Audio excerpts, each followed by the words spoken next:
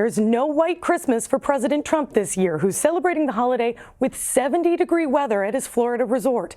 It's been exactly 1 week since the House impeached President Trump. He lashed out again at Speaker Nancy Pelosi Tuesday, who says she will not send articles of impeachment to the Republican-held Senate until she's convinced there will be a fair trial. She hates the Republican Party. She hates all of the people that voted for me. She's doing a tremendous disservice to the country. She's not doing a good job. They had no evidence at all. They had no crime. The president went on to say Senate Republican leaders should run a trial however they see fit, and called Majority Leader Mitch McConnell, quote, a very fair guy. You'll recall ahead of last week's vote, however, McConnell vowed to work in, quote, total coordination with the White House on the Senate trial. Let's bring in CBS News national correspondent Chip Reid, who's traveling with the president in West Palm Beach, enjoying that 70-degree weather. Chip, how is Speaker Pelosi responding to these latest attacks from the president?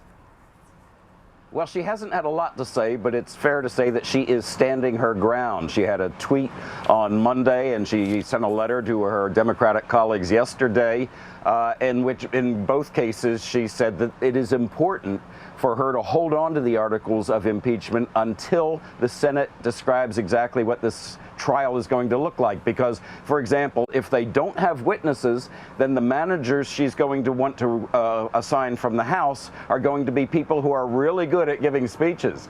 But if they do have witnesses, she's going to want to appoint people who are lawyers, who are good at examination and cross-examination.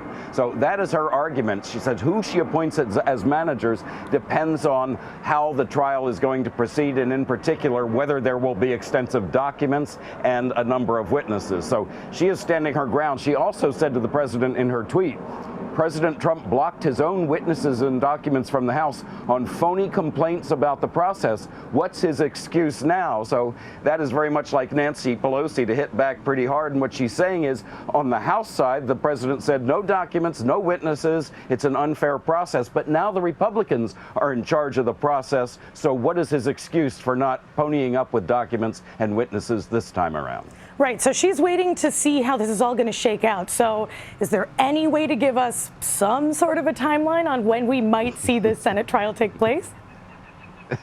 I'd love to say yes, but the answer is no. We just don't know. I think most people are guessing sometime in January. Initially, it had been thought that if this didn't happen, that it would have happened very early in January. But we really don't know. If they just decide to stay at loggerheads for a while, it could be a while. There's really no predicting how long this could go on. I think both of them think right now it's to their advantage to continue doing what they're doing, to just beat up the other side. So something's going to have to give here. Somebody's going to have to think, wait a minute, I'm losing this battle politically, for somebody to give in.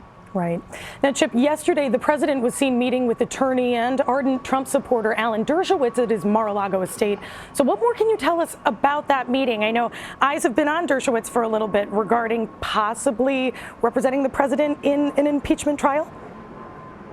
Yeah, I think that would depend on whether they have witnesses, too. Dershowitz is a real lawyer. He's a courtroom lawyer. He's somebody who could really examine and cross-examine witnesses, and it was a hush-hush meeting they had there that probably were some secrets exchanged about strategy, but we really don't know much about it, and we do know that Pat Cipollone, the White House counsel, is the only person they have said will be part of the president's legal team in the impeachment trial. We don't yet know about Dershowitz. Of course, Dershowitz carries a lot of baggage of his own, so a lot of people believe, a lot of Republicans believe, it would be a bad idea to appoint him. Right, that baggage you're referring to are his links to Epstein, so definitely something to watch there. Now, President Trump's Christmas celebration comes just days after the magazine Christianity Today slammed the president as a, quote, grossly immoral character, and called on evangelicals to reconsider supporting the president in his bid for re-election. How concerned is the Trump campaign about the president's current standing with this essential voting bloc that's a huge part of his base? Well, they say they're not concerned because the evangelicals have stuck with them through thick and thin, but you do have a very popular magazine with the evangelical community expressing the other side of the argument, not on his policies, but simply saying that he himself is an immoral man in many ways. And could that turn people away from him? It's possible, but again, the evangelicals have stuck with him through some pretty trying times and some pretty good examples that you would think evangelicals would think would make them question his moral character, and so far they have stuck with him. All right, Chip. Well, since we don't really know when to expect this Senate trial, what else should we be keeping an eye on from the president as he looks to wrap up this year and heads into the next year? Well, there is one gigantic shoe we're waiting to hear drop and or see drop, and that, of course, is North Korea's threat of a Christmas gift. The thinking is, especially according to our David Martin, our Pentagon reporter, who was really wired in on this stuff, he says intelligence experts have said that it's unlikely there would be a long-range or an intercontinental ballistic missile launch between now and New Year's, but there could well be one after that. There are some people in the intelligence community who have even suggested that maybe his Christmas gift, which could come who knows when, could be testing of a nuclear device. That could be even more incendiary. Either way, it would be a huge setback for President Trump in his efforts to convince Kim Jong-un to denuclearize.